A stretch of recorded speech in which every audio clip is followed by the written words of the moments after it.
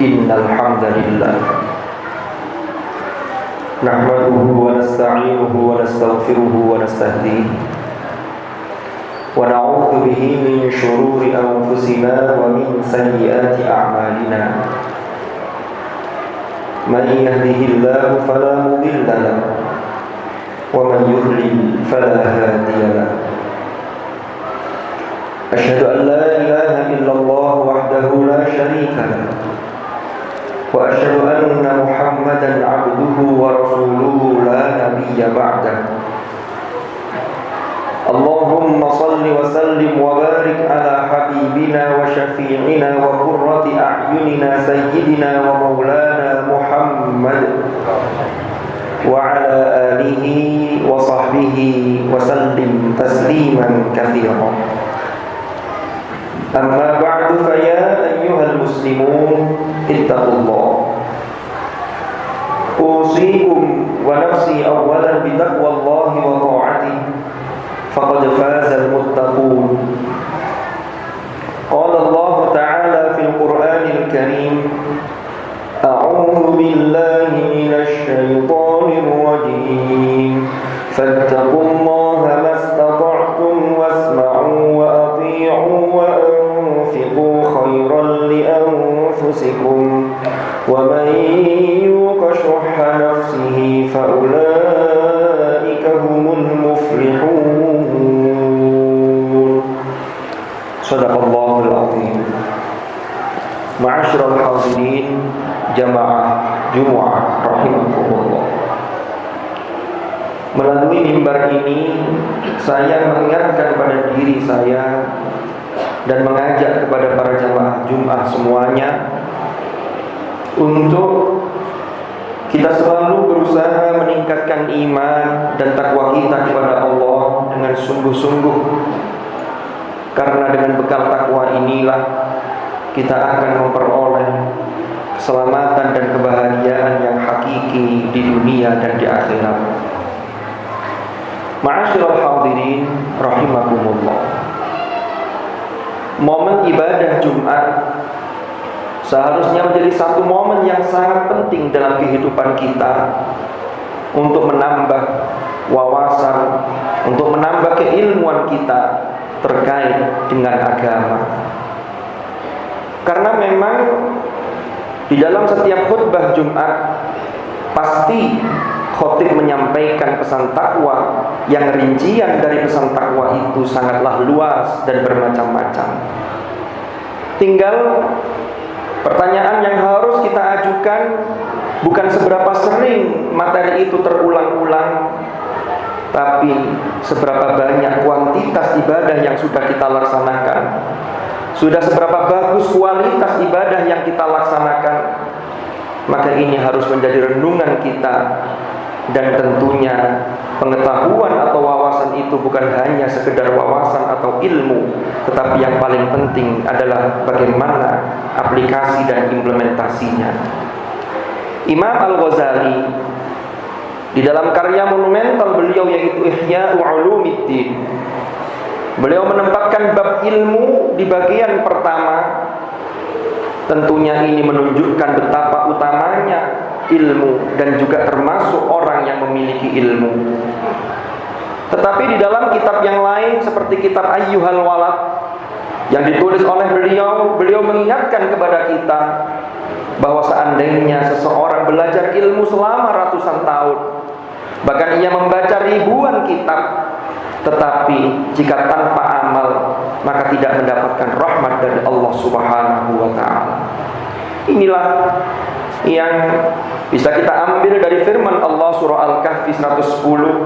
Allah berfirman, "Faman kana yarju liqa'a rabbih faly'amal 'amalan shalihan wa la yusyrik bi'ibadati rabbih ahada." Maka barang siapa mengharapkan bertemu dengan Tuhannya yaitu Allah Subhanahu wa ta'ala, maka hendaklah dia melakukan amal salih dan tidak menyekutukan Allah dengan siapapun. Begitu juga dalam surah At-Taubah ayat 82 Allah berfirman, jazaa'an bima kanu yaksibun. yang mana orang-orang yang melakukan kebaikan maka kelak nanti di akhirat mendapatkan balasan disebabkan karena amal-amal yang senantiasa mereka kerjakan ketika hidup di dunia ini. Ma'asyiral hadirin rahimakumullah. Maka dari itu di dalam Al-Quran, jika kita lihat panggilan terhadap orang-orang beriman lalu disusul dengan wa'amilus shalihat, karena keimanan lalu didukung dengan ilmu, maka harus dilaksanakan dalam bentuk yang serius, yaitu amal salih. Ma'asyiral hadirin rahimakumullah. Kita ambil contoh misalnya, selama ini kita tahu bahwa membaca Al-Quran itu adalah amal sunnah yang sangat luar biasa keutamaannya. Maka kita memang sudah tahu, bahkan dalam setiap khutbah Jumat kita diingatkan, kita sudah tahu. Tetapi pertanyaannya, sudahkah kita melaksanakannya? Ketika kita sudah melaksanakannya, maka pertanyaan berikutnya adalah bagaimana dengan kuantitas dan kualitas terhadap amal yang kita lakukan. Maka dari itu ma'asyiral hadirin, mudah-mudahan kita termasuk orang-orang yang bukan hanya mendengar sesuatu yang baik, tapi mampu mengikuti dan melakukannya sebagaimana yang disebutkan dalam Al-Quran, alladzina yastami'una al-qaul fayattabi'una ahsana ulaika alladzina hadahumullah wa ulaika hum ulul albab. Mudah-mudahan Allah senantiasa membimbing kita sehingga kita selalu berada di jalan yang diridhoi oleh Allah Subhanahu wa taala. Wallahu subhanahu yaqulu wa biqaulihi yahdil muhtadun. Man 'amila shalihan falinafsihi wa man asaa fa'alaiha wa ma rabbuka bidhallamin lil 'abid. Barakallahu li wa lakum fil Qur'anil karim wa nafa'ani wa iyyakum bima fihi minal ayat wa dzikril hakim wa taqabbal minni wa minkum tilawatahu innahu ta'ala jawadul karimun barrur raufur rahim. أقول قولي هذا وأستغفر الله لي ولكم فاستغفروه إنه هو الغفور الرحيم وقل رب اغفر وارحم وأنت خير الراحمين. اللهم صل وسلم على سيدنا محمد وعلى آل سيدنا محمد.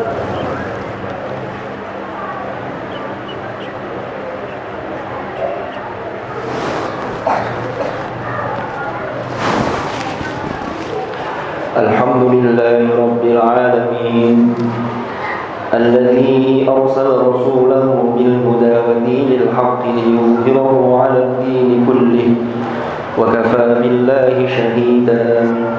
أشهد أن لا إله إلا الله وحده لا شريك له وأشهد أن محمدا عبده ورسوله لا نبي بعده.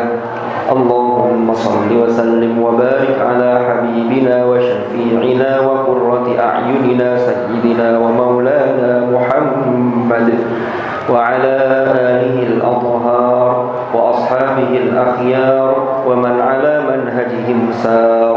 أعوذ بالله من الشيطان الرجيم. بسم الله الرحمن الرحيم. والعصر إن الإنسان لفي خسر إلا الذين آمنوا وعملوا الصالحات وتواصوا بالحق وتواصوا بالصبر. صدق الله العظيم. أما بعد فيا عباد الله اتقوا الله أوصيكم ونفسي بتقوى الله وطاعته فقد فاز من اتقى. واعلموا أن الله أمركم بأمر بدأ فيه بنفسه وثنى بملائكته وقال عز وجل إن الله وملائكته يصلون على النبي يا أيها الذين آمنوا صلوا عليه وسلموا تسليما. اللهم صل وسلم وبارك على سيدنا محمد وعلى آل سيدنا محمد كما صليت وسلمت وباركت على سيدنا إبراهيم وعلى آل سيدنا إبراهيم في العالمين إنك حميد مجيد. وارض اللهم عن الخلفاء الراشدين ساداتنا أبي بكر وعمر وعثمان وعثمان وعلي وعن بقية أصحاب رسول الله أجمعين وعن التابعين وتابعيهم بإحسان إلى يوم الدين وارض عنا معهم برحمتك يا أرحم الراحمين. اللهم اغفر للمؤمنين والمؤمنات اللهم اغفر للمؤمنين والمؤمنات والمسلمين والمسلمات الأحياء منهم والأموات إنك سميع قريب مجيب الدعوات. اللهم أصلح لنا ديننا الذي هو عصمة أمرنا وأصلح لنا دنيانا التي فيها معاشنا وأصلح لنا آخرتنا التي إليها معادنا واجعل الحياة زيادة لنا في كل خير واجعل الموت راحة لنا من كل شر يا أرحم الراحمين. ربنا اغفر لنا ولوالدينا وارحمهم كما ربونا صغارا. ربنا هب لنا من أزواجنا وذرياتنا قرة أعين واجعلنا للمتقين إماما. ربنا آتنا من لدنك رحمة وهيئ لنا من أمرنا رشدا. ربنا آتنا في الدنيا حسنة وفي الآخرة حسنة وقنا عذاب النار.